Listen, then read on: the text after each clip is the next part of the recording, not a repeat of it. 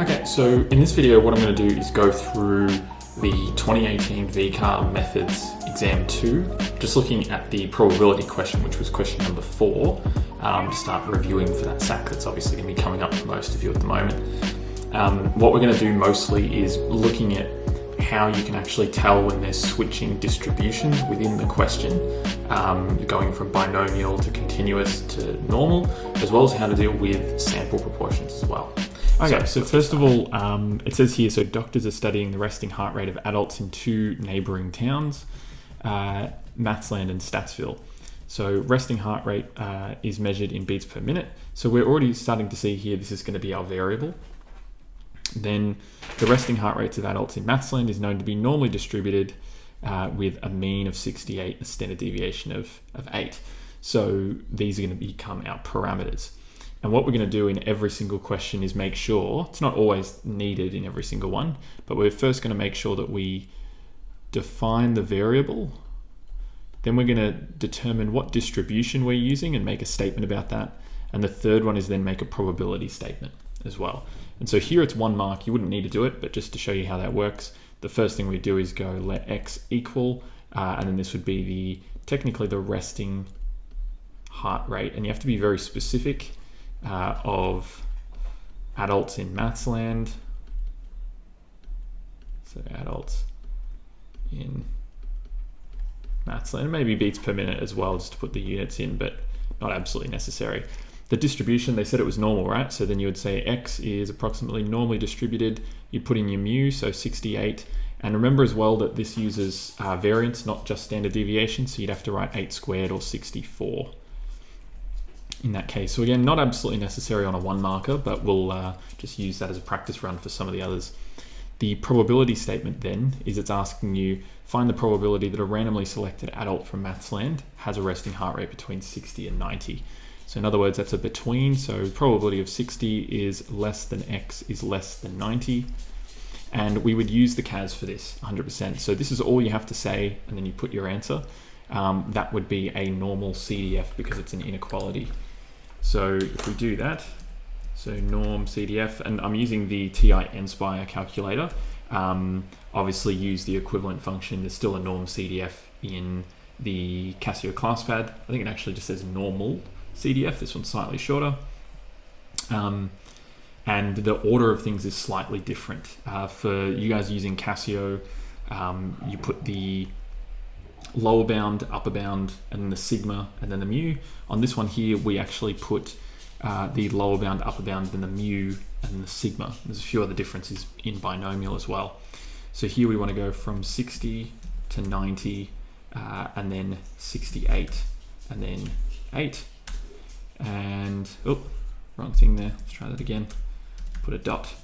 Norm CDF, 60 to 90, mean of 68, standard deviation of 8, and we get that there. So this becomes our answer. So we don't actually write any of the calculator syntax, and we want 3 decimal places, so 0.838, like that. So then moving along, the doctors consider a person to have a slow heart rate if the person's heart rate is less than 60. So I'm just going to put a note here that just says slow less than 60, just for a reminder. The probability that a randomly chosen Mathsland adult has a slow heart rate is this. So now we know this is the probability of success. 1587.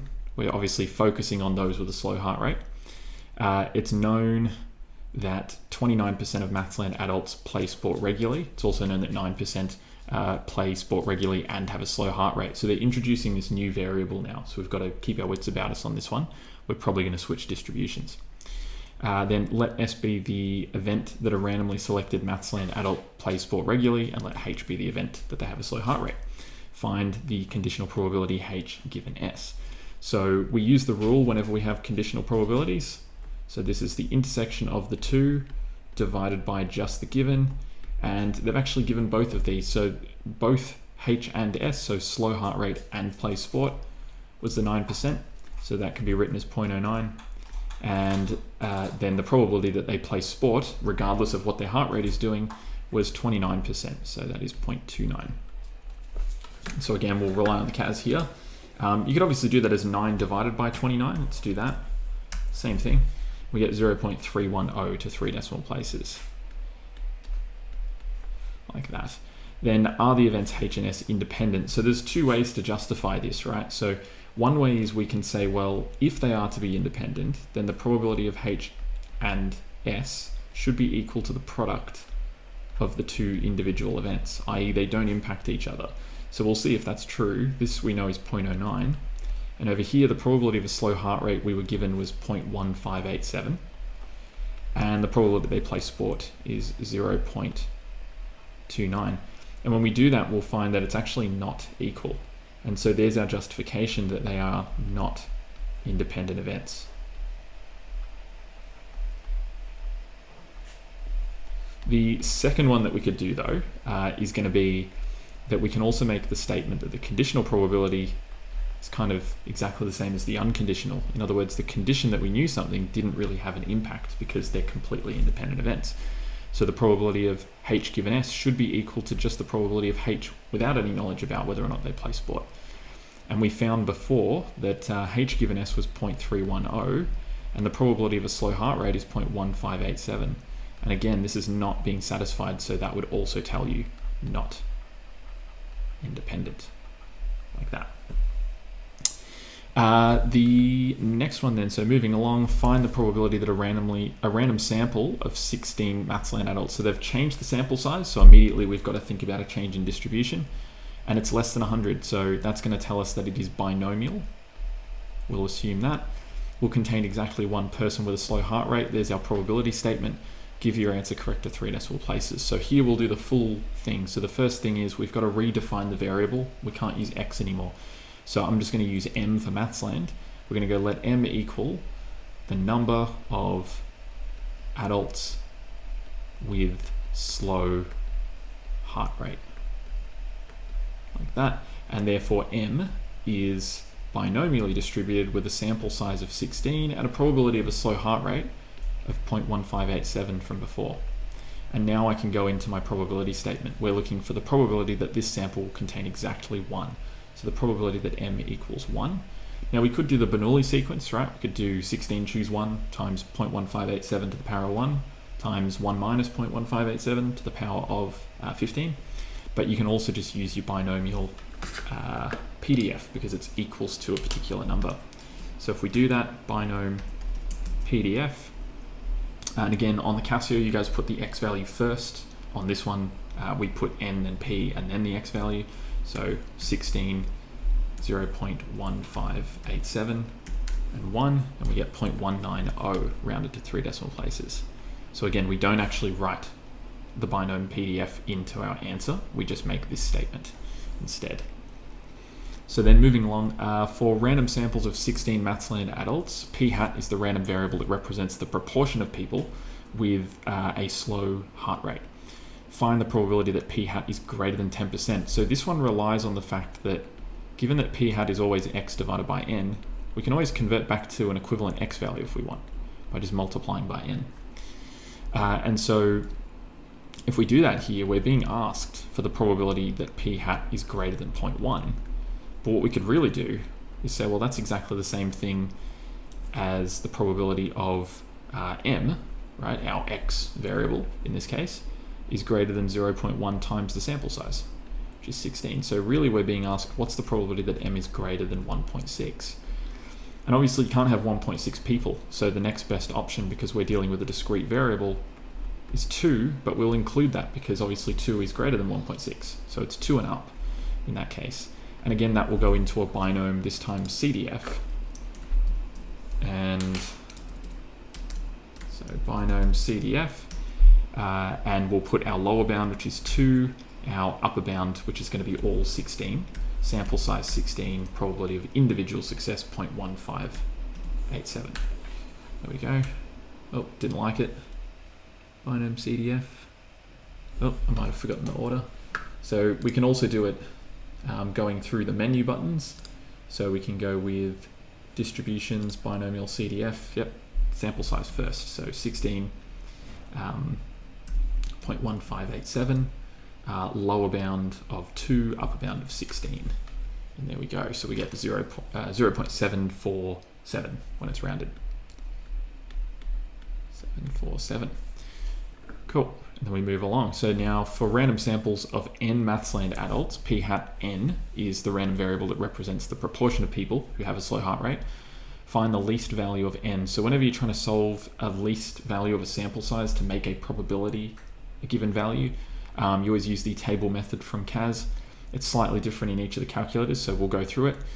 The first thing is, though, we need to convert the p hat value into an m value by multiplying by n to get around this. So we can do that same trick. Remember that our sample size is not 16 this time.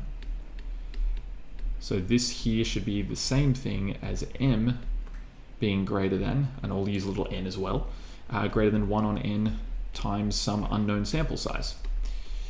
And so this actually cancels out, and really what it's asking is what's the probability that m is greater than 1 in this unknown sample size, being greater than 0.99. And so in this particular case, what we do on the TI Inspire is we first define a binomial function in terms of n being equal to, and then the binomial CDF.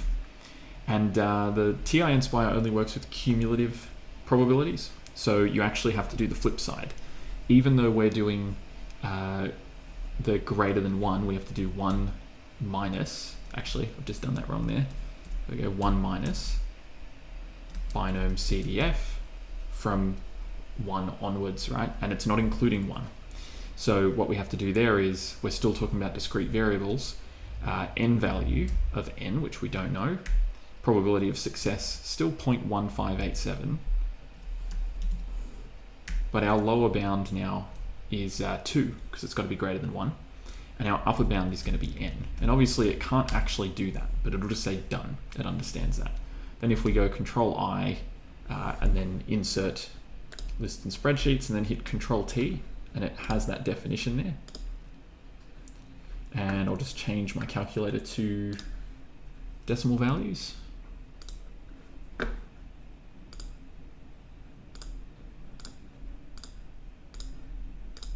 we go. And then we just scroll down until, in this case, the probability becomes less than 0.01. So the reason why we're looking for 0.01 is because if the probability that it's greater than 1 is greater than 0.99, then the probability that it's less than that is going to be less than the remainder, 0.01. So you can see it's falling and falling and falling, and we see that it falls below 0.01 for the first time here at n equals 39. And so therefore, beyond this point, you don't have to show any working out. You can just say n equals 39 and they know what you've done at that point. Cool. All right, moving along. So then the doctors took a large sample, random sample of adults from the population of Statsville. So they've completely changed it now. So again, we predict it's probably going to be a change of variable and distribution. And we're also looking at Statsville, not Mathsland anymore. So all that 0.1587 and everything goes out the window for the moment. And they calculated a 95% confidence interval for the proportion of Statsville adults who have a slow heart rate. They found it to be this. And this is of proportions, not of actual heart rate. Determine the sample proportion used. So we'll always assume that a confidence interval is centered around the mean.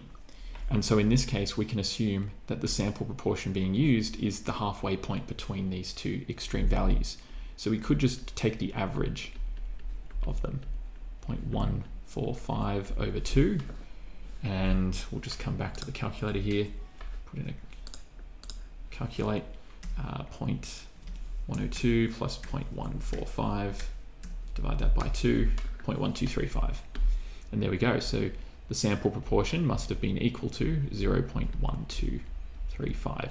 You could also literally go through and think of each of these as being, you know, p hat, oh, looks like an n, p hat minus 1.96 times the square root of p, 1 minus p over n, and then kind of solve the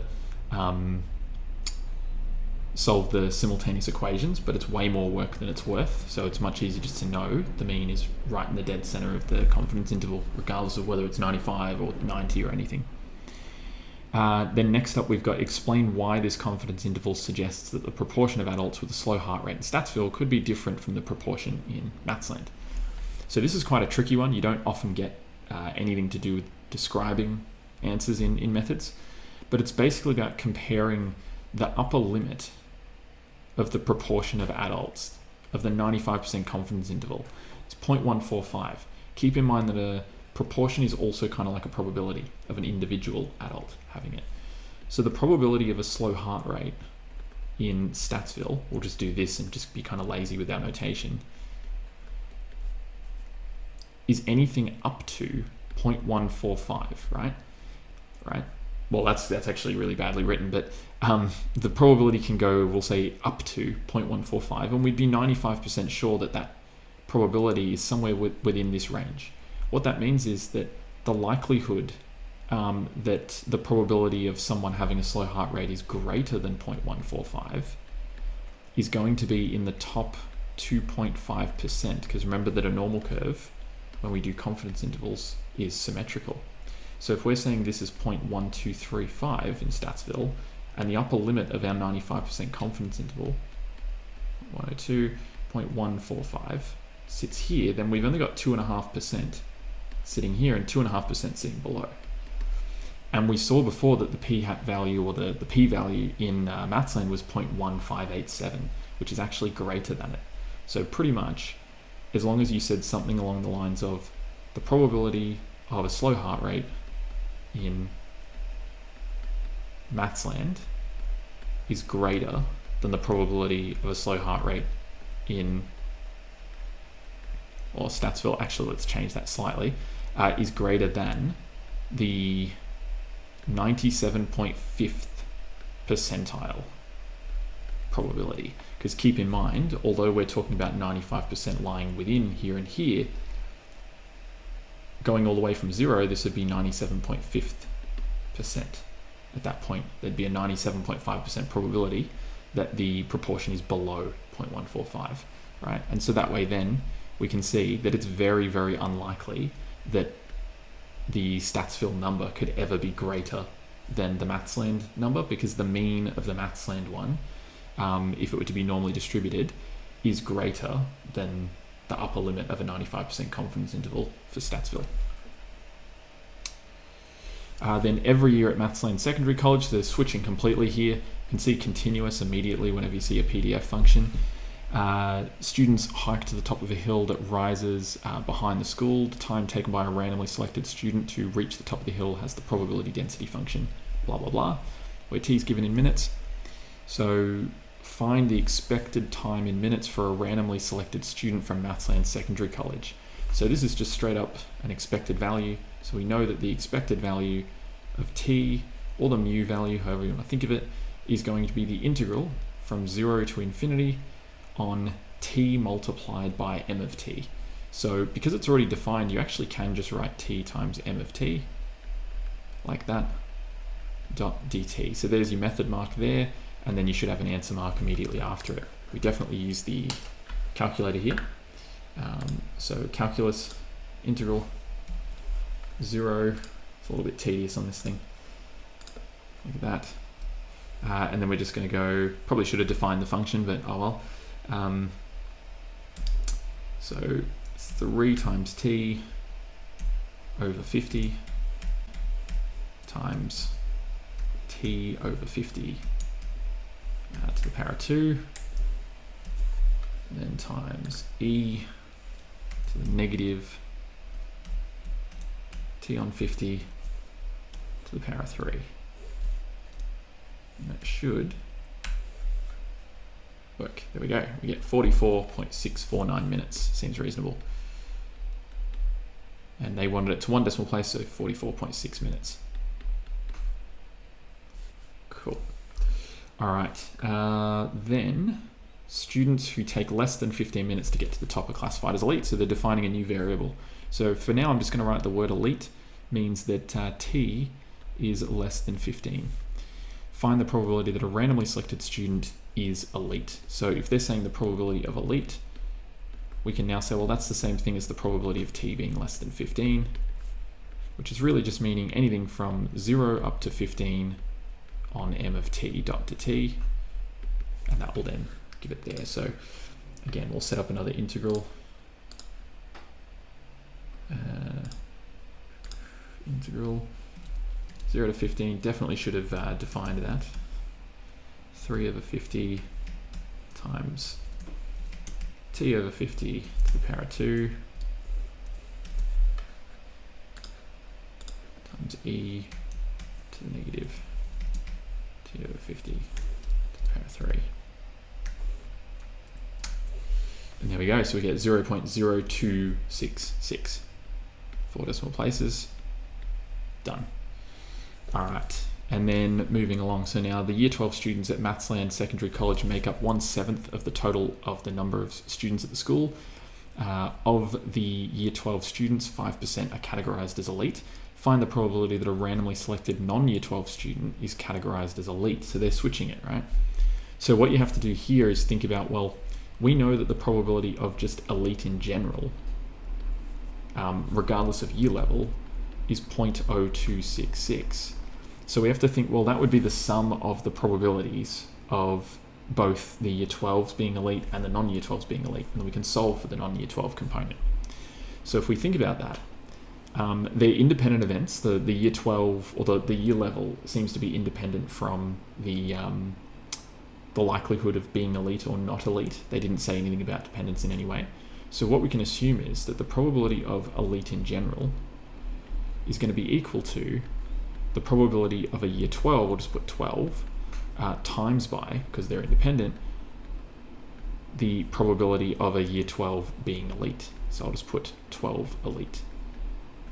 Plus, then we've got to think about the non-Year 12. So I'll put 12 prime times by the probability of a not Year 12 being elite. And that's what we're really looking for just here. So now we know this is 0.0266 is equal to, the probability of randomly picking a Year 12 is 1/7. And the probability of a Year 12 being elite is 5% or 0.05. Plus, we know that the probability of a non-Year 12 is the remaining 6/7 of the school. And then we'll just say here the probability of a non-Year 12 elite, which we'll solve for. And so if we do that, just do it over here. You wouldn't have to show any of the extra algebra. 0.0266 is equal to 1/7 times 0.05 plus, and then 6/7 times x, solve for x, and there we go, 0.0227. And that would be the probability of a non-Year 12 elite. They probably wouldn't be picking on your notation here. They just want to see the answer rounded, and then that would be the end. And there we go. So you can see that as we go through it, it's just a lot of little short questions. The main thing is just looking out for when they're redefining a new variable, or if they're changing the population size, then that's going to change you're going to kind of have to restart again. The thing that carries over a lot though is the p-value. So look out for that 0.1587 slow heart rate in Mathsland.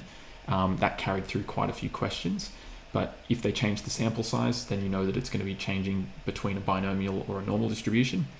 And if they're completely redefining a new variable, it means get ready, because you're going to have to redefine another letter and then start again with new questions. Cool. All right. That's everything there.